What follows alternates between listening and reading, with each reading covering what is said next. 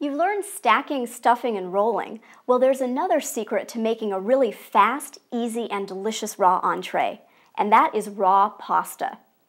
Pasta is always a comforting main dish, but many people avoid it because it's high in carbs and you've got the wheat and the white flour. Well, I'm going to show you how to make a low-starch pasta out of zucchini. When people like pasta, what they really like is the al dente texture and the taste of the sauce. Wheat pasta by itself really doesn't have any taste. It's that texture and the sauce that people like. Well, zucchini is kind of bland the way that wheat pasta is, so it's very easy to turn it into a pasta if you just cut it the right way. And then once you toss it with a flavorful sauce, it's going to taste a lot like the traditional thing. So let's start off with shaping the pasta. I'm going to start with a peeled zucchini. And the simplest way that you can turn this into a noodle is by using a vegetable peeler to create ribbons. Remember, we did those ribbons with the carrots when we made the sushi. Well, now I'm ribboning this zucchini, and it's just like fettuccine. It's zucchini fettuccine, long, wide noodles. And I'm just rotating all the way around the zucchini until I get to the core, and then we can save that core for a garden soup or something. And once you get enough of these ribbons together, they really do look like a noodle. And when you toss them with a sauce, you really visually cannot tell the difference between this and fettuccine. Another way that you can make a noodle is by using a special gadget. This is a gadget here. It's called a spiral slicer, but it's a really fun tool to have because this is going to turn this zucchini into angel hair pasta. So here's how you use it. I'm going to cut the zucchini into a shape that'll fit into that machine. So for most zucchini, that means cutting it in half. If you have a particularly large zucchini, you might need to cut it into thirds. You want to make sure it's really straight, and that'll go into the machine a little bit easier. Then you take off the top. Again, this is called a spiral slicer, and it's available at most cookware stores. In the back of my book, Raw Food Made Easy, I have a resource section that tells you where you can get all of these unique tools. So I just put it on, there's a little spike right there, and I just rested the zucchini on that spike, and now I'm putting the top on. And I'm just going to use a gentle pressure and rotate this handle, and I'm making pasta. This is like the easy pasta maker here.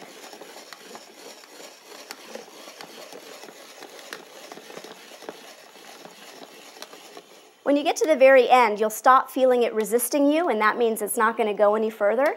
You take it off. There's always a little bit left that doesn't go through. Again, we'll save that for one of our garden vegetable soups. And here you have angel hair pasta. You can count on about 1 to 2 zucchini per person, so this is actually a lot faster than boiling water and making the wheat version.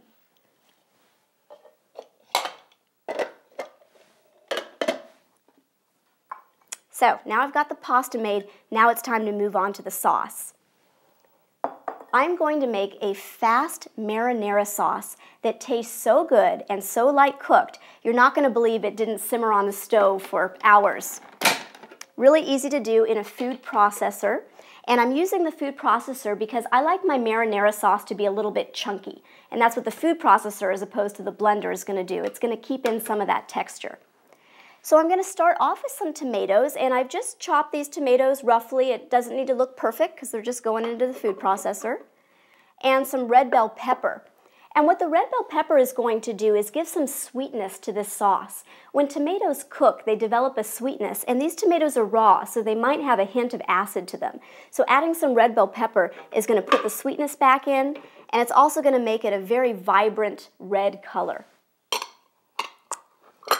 The secret ingredient in this marinara sauce is sun-dried tomatoes, and that's what's really going to give it the texture and taste of a cooked marinara sauce. Sun-dried tomatoes have a very intense, sweet, rich, tomatoey flavor, and they also act as a thickener. When we process them, they're going to add some body and thickness to this sauce. So I'll go ahead and add these. You can buy sun-dried tomatoes either totally dry or oil-packed. I'm using oil-packed right now. These have been packed in extra virgin olive oil, so they're very soft. If you buy them dry, just make sure that you soak them in water for a couple of hours before you add them into your recipe.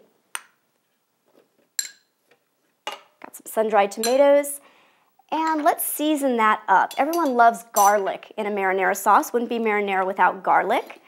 I'm going to separate a clove right here. And raw garlic is a little bit stronger than when it's cooked, so I tend to use a little bit less in raw recipes. So I think a clove is going to be great. Let me loosen up that peel by cutting off the ends. And then I can crush the garlic a little bit with my knife, smash into it, and that loosens up the peel a lot. Peel that. And I'm going to use a garlic press. If I were making this in a blender, the garlic at all, I could just put the clove right in the blender.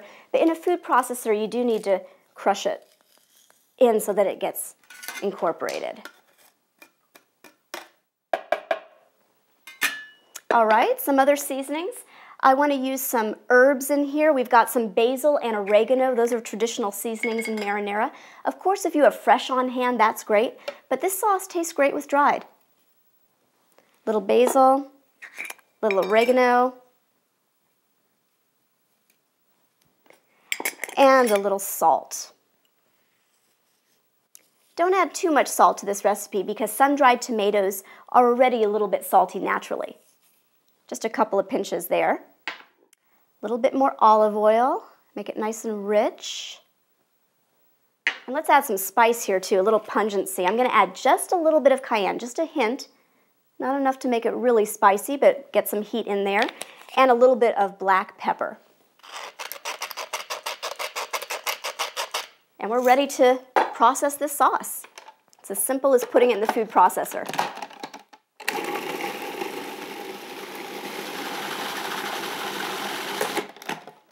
That is looking so thick and rich, and I can smell all the herbs in there. Just going to scrape it down with a spatula. This is one of my favorite recipes. I just love this marinara. Go ahead and process one more time. And that's it. That is really fast. So I'm going to go ahead and add the marinara to the zucchini. If you're serving this dish to friends, just wait to toss it with the marinara until a few minutes before you're going to serve it, because the zucchini will get a little bit watery if it sits too long in the marinara sauce. But separately, this sauce keeps for a week in your refrigerator, and the zucchini keeps for several days. So if you made this sauce in the beginning of the week, you could have an entree on the table within a matter of a couple of minutes. Oh, that is smelling so good. I'm going to give that a toss. So exciting to know that you can still eat spaghetti and be healthy. And these noodles are just softening right up. When you're making your sauce at home, make sure that you make it highly seasoned. Add enough of the herbs and the salt and the oil because the zucchini is a little bit bland, and so it's going to dilute the sauce slightly. We are getting a very flavorful, soft dish here. I can feel the al dente texture in these noodles just with my tongs. Let's put some of that in a bowl. Let's say that you want to serve this warm. You can do that. You don't have to eat cold foods just because they're raw. What I would do is heat up just the sauce, not the noodles. Just put them on a stove just for a couple of minutes, stirring it constantly just until it's a little above body temperature. And then go ahead and toss it with the noodles, and you're going to have a warm pasta dish.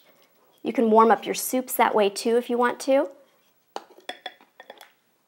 I want to add a little color to that with a little bit of basil.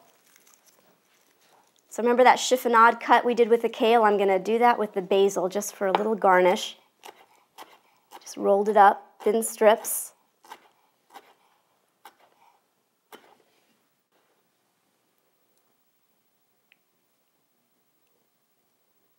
It looks like the original dish. It tastes like the original dish. I guarantee that if you try this, you'll be eating raw pasta at least several nights a week.